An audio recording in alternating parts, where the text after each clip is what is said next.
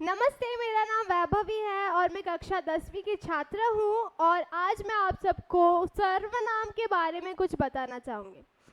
सर्वनाम शब्द का अर्थ है सबका नाम। अब सर्वनाम क्या होता है, इसका प्रयोग कहाँ होता है, इसकी विशेषताएं क्या होती है, इसे हम एक उदाहरण के माध्यम से समझेंगे। तो यहाँ मैंने दो उदाहरण लिए हैं, जिसमें पहला उदाहरण ये बोल रहा है कि राहुल एक समझदार लड़का है। राहुल गाना भी गाता है और राहुल को सब पता है। वहीं पर मैंने दूसरा वाक्य ये लिया है कि राहुल एक समझदार लड़का है, वह गाना भी गाता है, उसको सब पता है। तो अब आप ये देखेंगे कि इन दोनों वाक्यों में से ये वाक्य ज़्यादा अच्छा लग रहा है, क्योंकि इसमें मैंने बार बार राहुल ये है, राहुल वो है, राहुल ये है की जगह मैंने कुछ नए शब्द लिए हैं।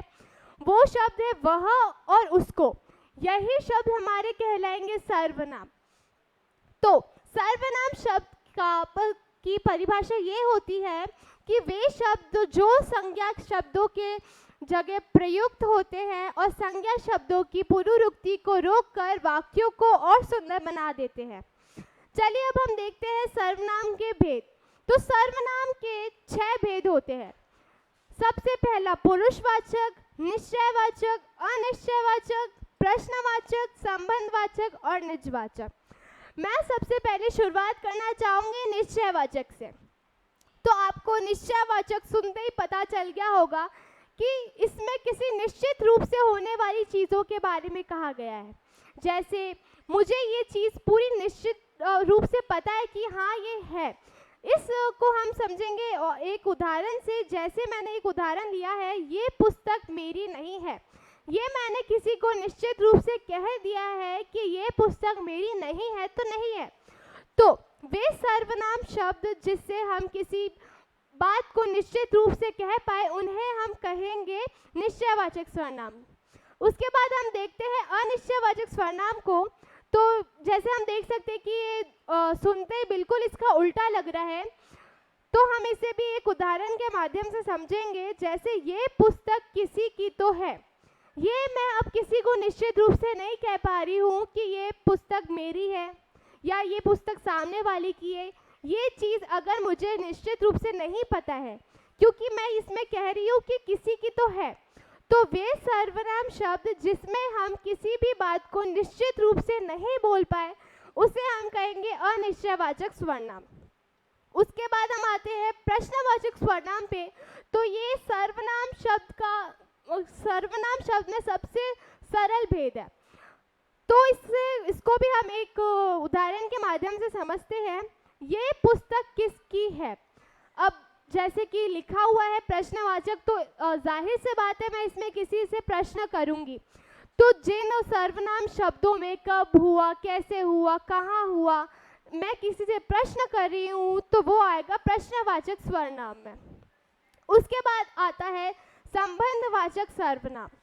ये इससे हमें थोड़ा समझना पड़ेगा। जैसे कि वैसे तो सब बोलते हैं कि संबंधवाचक सर्वनाम में सारी लोकोक्तियाँ आती है, पर इसके अलावा भी संबंधवाचक सर्वनाम को समझने के बहुत सारे तरीके हैं। जैसे मैं इसे भी एक उदाहरण के माध्यम से आपको बताना चाहूँगी। जो यह वीडियो देखेगा उसे सर्वनाम समझ आएगा। सबसे पहली बात तो ये है कि संबंधवाचक सर्वनाम में हमेशा एक वाक्य में 2 सर्वनाम होते हैं। जैसे इस वाक्य में जो और उसे, ये दोनों ही सर्वनाम शब्द हैं। और जो, अगर जैसे कि ये जो है वो मैं एक व्यक्ति के लिए प्रयोग कर रही हूँ, जो यह वीडियो देखेगा उसे सर्वनाम समझ आएगा। तो ये जो दूसरा सर्वनाम शब्द मैंने लिया है वो भी एक ही व्यक्ति के लिए प्रयोग हो रहा है। तो मतलब जो ये 2 सर्वनाम शब्द है वो अगर एक ही व्यक्ति के लिए प्रयोग किए जाए तो वो भी संबंधवाचक सर्वनाम में आता है। जैसे कि मैं दूसरा उदाहरण बताऊं, जिसकी लाठी उसकी भैंस। इसमें भी हम देख सकते हैं 2 सर्वनाम है और ये दोनों सर्वनाम ही एक ही व्यक्ति के लिए प्रयोग किए जा रहे हैं। जिसकी लाठी एक व्यक्ति की है, ये उसी व्यक्ति की भैंस भी है।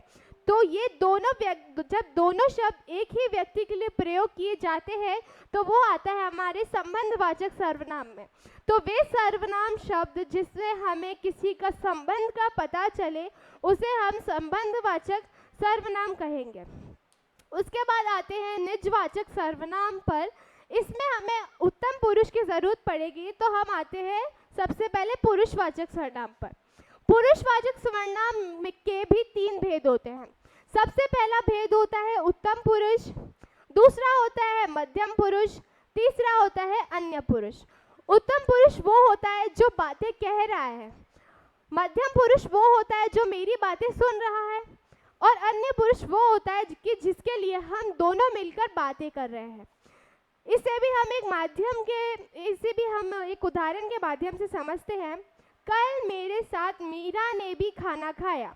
अब ये मैं किसी को तो बोल रही हूँ, तो जो मैं हूँ बोलने वाली वो हो गई उत्तम पुरुष, जो मेरी बात सुन रहा है वो हो गया मध्यम पुरुष, और मीरा हो गई अन्य पुरुष, क्योंकि हम मीरा के लिए बात कर रहे हैं।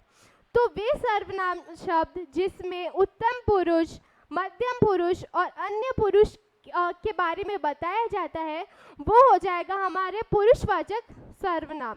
अब हम आते हैं निजवाचक सर्वनाम में।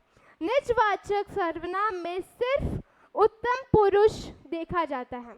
मतलब जैसे कि मैं अगर कोई उदाहरण लूँ तो उसमें कुछ ऐसे शब्द आएंगे जिसमें मैं खुद के बारे में कहना चाह रही हूँ, जैसे स्वयं, निज, अपना, खुद। मैं अपना काम खुद कर लूँगी, मैं अपना काम स्वयं कर लूँगी, मैं अपना काम निज कर लूँगी, मैं अपना काम अपने आप कर लूँगी।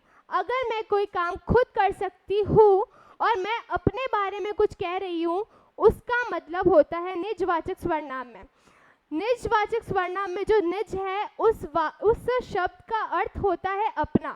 तो जिसमें कुछ भी उत्तम पुरुष से लेना देना हो उसमें आता है निजवाचक सर्वनाम। तो आज तक तो ये होता है पूरा सर्वनाम। धन्यवाद।